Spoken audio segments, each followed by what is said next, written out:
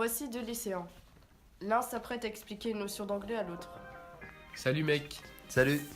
est-ce que tu vois une différence entre ces deux phrases? He suffered a serious knee injury et he has made a comeback at his best level. Ben, au présent perfect, il y a l'auxiliaire have qui s'ajoute. Et cet auxiliaire, il est à quel temps? Au présent, non? Exact, comme tu le vois, le verbe lui porte la marque du passé ed. C'est ce que je ne comprends pas. C'est du présent ou du passé? C'est ce qui est le plus intéressant. Grâce au présent perfect en anglais, on peut créer une continuité entre le présent et le passé. L'énonciateur dit soit une phrase passée, donc prétérite, soit une phrase qui a encore un impact sur le présent, c'est donc du présent perfect. Ah, d'accord. On a le choix alors. Ça dépend de ce qu'on a dit. C'est ça? Oui, mais le contexte impose ce choix. Exemple, dans la biographie, on parle d'une personne encore en vie.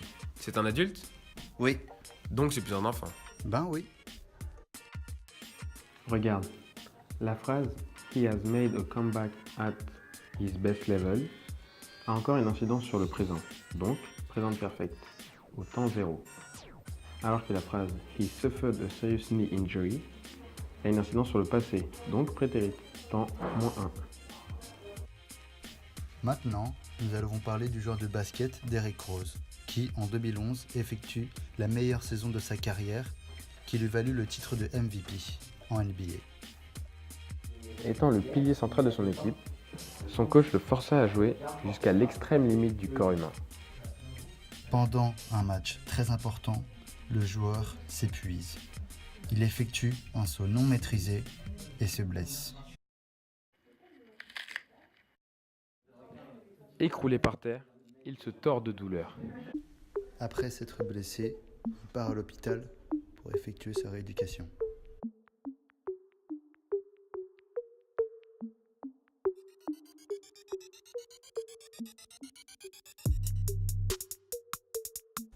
Après avoir effectué une rééducation intensive, il revient sur les parquets avec un plus grand niveau.